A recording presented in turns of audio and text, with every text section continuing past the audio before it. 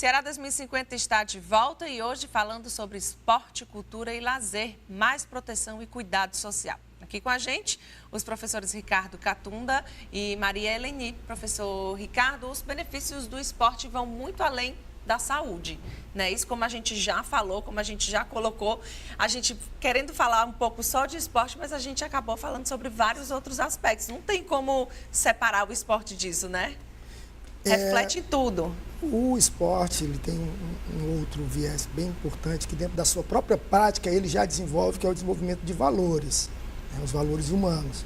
Então, as relações que os valores positivos estabelecem, ela torna a convivência, né, entre os iguais e os diferentes. Essa palavra tolerância eu não gosto, porque tolerar parece assim, eu te tolero, é muito estranha essa palavra para mim. Né? Mas uma melhor aceitação, a gentileza com o outro, o aceitar a forma com que o outro é, aprender a ganhar, a perder, a saber a conviver com as diversidades, respeito, de todas as formas, o respeito. Tem muito esporte que impõe aqueles esportes de luta, né? Assim, tem muita gente que gosta, vou colocar meu filho no esporte de luta porque impõe respeito, impõe disciplina. Eu acho que cada esporte vai trazer certas características. Quando eu levantei a bandeira da cultura da paz, né, quando se fala em uma cultura de paz, é uma cultura de harmonização, não é de silêncio, não é de uma aceitação, a crítica, mas é aquele indivíduo que percebe as suas responsabilidades no meio social.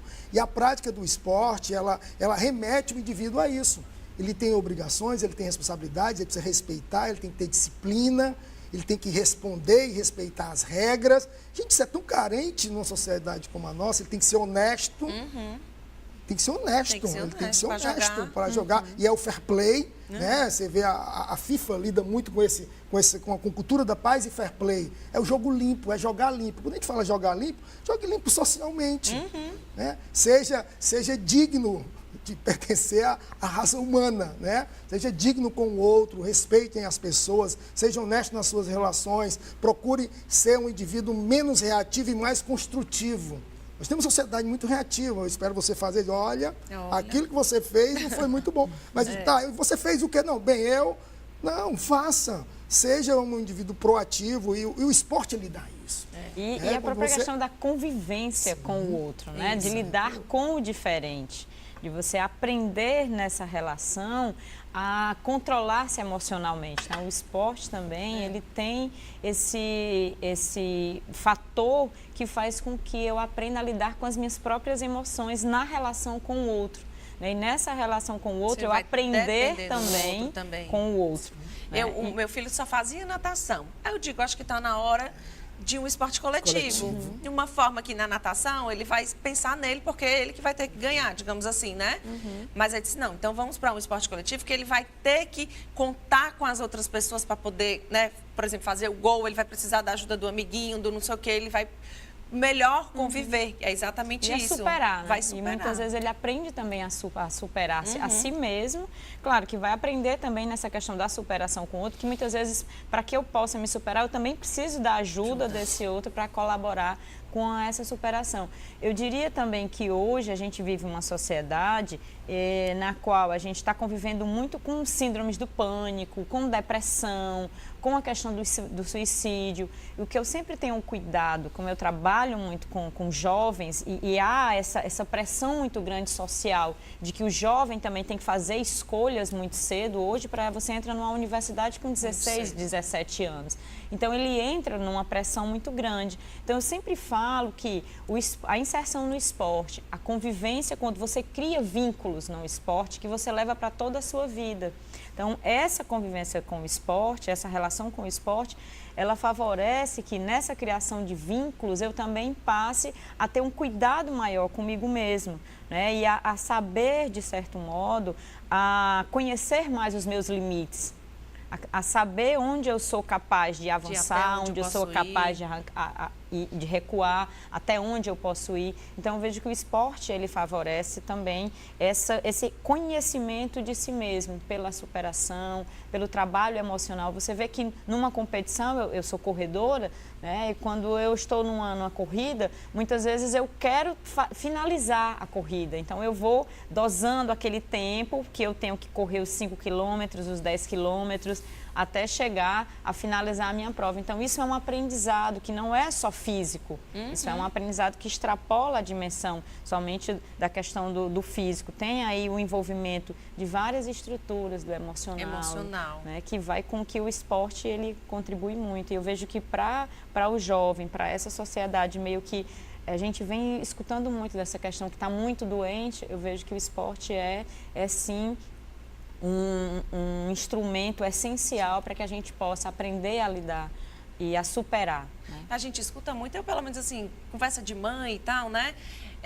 De falar assim, por exemplo, o aluno, a criança, ela não era assim a melhor da turma, ou não tinha muita convivência com os amigos ali daquela turma, aí foi fazer um esporte, aí pum, se destacou naquele esporte. Aí você vê que a criança, o adolescente, enfim, encontra um outro poder, digamos assim, que ela é capaz, e a partir dali ela já se vê com outros olhos, ela vê que, né, que dentro de um esporte ela pode ser boa, ela pode ser, e encontra ali um outro, sei lá, um outro grupo, um outro não sei o que é o que o esporte vai te dar. Nesse documento do PNUD que eu falei das escolas ativas, ele fala, logicamente, como hoje a gente tem, está bem mais próximo da gente, esses conceitos como habilidade e competência, eles elevam muito essa questão de habilidade e competência, que é o quê? Eu posso não ter a determinada habilidade para a matemática. Certas questões, Sei isso lá, eu né? mesmo, da matemática. Não tenho habilidade para matemática. Então, eu sofri muito quando eu tive que aprender estatística. Como é que eu aprendi estatística sem saber matemática? Mas você tem que superar aquilo ali. Então, essa unicidade, muitas vezes, do esporte também, não, sai para atividade física, então vá para a academia. Puxa vida, eu detesto academia. Não é necessário eu ter a escolha de um único esporte, eu preciso ser ativo. Né? Então, o indivíduo precisa buscar o prazer, o esporte, ele tem que vir acompanhado da palavra prazer. É ser prazeroso. Então, assim, eu corro na segunda, aí na terça eu vou para a academia, na quarta eu ando de skate, na quinta eu posso andar de bicicleta. Né? Eu procurei, assim, no meu percurso, adquirir esses equipamentos, que eu acordo, aí hoje é dia de academia, não, eu estou com vontade de pegar a bicicleta e sair, e fazer um pedalar ali 1 hora, 2 horas, volto para casa. Aquilo me traz felicidade. E assim como, Catunda, por exemplo, eu tenho que aprender matemática na escola, né, porque eu utilizo no meu dia a dia, esse prazer pelo esporte, pela atividade física, ela tem que fazer parte também da vida escolar do aluno. É na escola onde ele vai poder vivenciar o skate, vivenciar lá a escalada, vivenciar a corrida, vivenciar as diferentes modalidades esportivas. Se ele não tiver o prazer no momento em que a aula, que hoje a gente tem a Base Nacional Comum Curricular, que traz o prazer como fruição, né, de o tempo... você não vê o tempo passar quando você está envolvido numa atividade na qual ela vai te dar prazer. Né? E aí a gente tem que, na escola, fazer com que o aluno tenha essa capacidade de vivenciar essas diferentes possibilidades para que, ao estar fora da escola, ele venha a escolher se eu quero ir para a academia, e essa escolha ser uma escolha consciente. E não ser uma escolha pautada porque o médico está dizendo que você tem que ir para a academia. Por uma moda, né? Por exemplo, hoje, se eu não for para a academia e não for o crossfit, se não for o funcional, não é isso. Eu tenho que ir para algo. E aí eu quero chamar a atenção, aproveitar que a Eleni levantou a bola, eu vou fazer esse gol, não tem jeito. Que é exatamente a questão de deixar claro para a sociedade, claro para os pais, principalmente, que a educação física ela tem um currículo escolar, ou seja, ela é uma disciplina obrigatória, e por ter um currículo, ela tem os conteúdos. E dentre esses conteúdos, o esporte é um dos conteúdos. Então, além disso, tem outras aprendizagens que são fundamentais. Como nós estamos falando do esporte, é lá sim que ele vai aprender de uma maneira equilibrada, inclusiva, porque muitas vezes, se não tiver uma boa orientação na escola, ele vai se excluir, dependendo do método, da estratégia que o professor utilizar. Então, temos que ficar atento a isso para a qualidade das aulas de educação física na escola. Atualização permanente dos professores, inclusão permanente dos alunos a todas as atividades o tempo inteiro. Então, o professor tem que ter estratégia a ponto do aluno ter aquilo como um ambiente que ele se sinta seguro, mas desafiado. Ele tem que ser desafiado o tempo inteiro, ele só aprende, ele só cresce, ele só desenvolve se ele for desafiado. Então, a educação física dentro do currículo escolar, ela tem um papel central para que a gente possa mais à frente falar de participação da sociedade no esporte, porque é lá que se aprende. Deixa eu levantar aqui só outra bola, falando essa questão de escola. será que o tempo escolar hoje no Brasil, não sei, né? Estou falando assim Brasil porque é a nossa convivência aqui, não é pequeno para poder agregar ao que deveria ter, né, todos os dias, assim, na escola? Porque aí você defendia mais tempo para a educação física, por exemplo, ou 2 atividades semanais, não sei. Então, assim, se talvez a nossa grade curricular fosse maior, mais extensa, né, teria mais tempo, e aí efetivamente seria feito como deveria ser? Contra esse tempo, só rapidinho, contra esse tempo, né, nós temos uma luta, eu diria, ad eterno, né, permanente, que é esse ano, pela política, teremos uma aula semanal. Ou então, o absurdo de dizer que é uma aula prática e uma teórica. Uma recomendação dessa, para mim, isso vai contra qualquer princípio didático, pedagógico, isso é próprio do professor. Sou eu que defino isso. Então, não daria mais tempo para incluir mais atividade no currículo. Eu diria um melhor aproveitamento. Como está na moda, se você for ver o currículo da Finlândia, é bem menor do que o nosso. Eles passam bem menos tempo na escola. O que ocorre é o seguinte, a qualificação das atividades e a utilização dessas atividades no meio.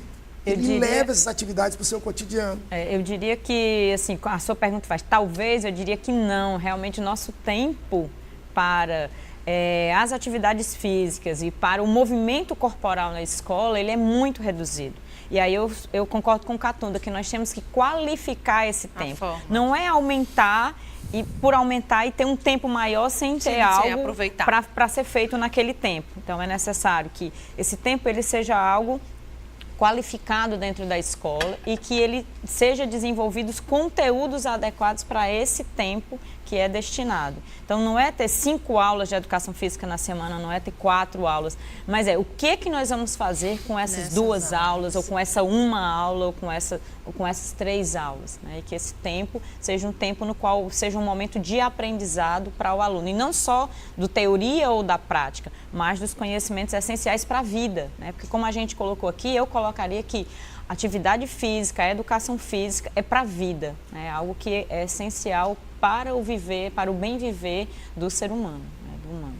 É isso. O programa de hoje vai ficando por aqui. Eu agradeço a presença dos nossos convidados, professor Catunda, doutor em Ciências da Educação, professora Eleni, doutora em Educação. E é isso, infelizmente, nosso papo de hoje foi bom, mas eu agradeço também a você pela audiência. E lembro que também é possível acompanhar o Ceará 2050 pelas redes sociais. Facebook /Ceará 2050, Instagram @Ceará 2050. Tchau, até o nosso próximo programa.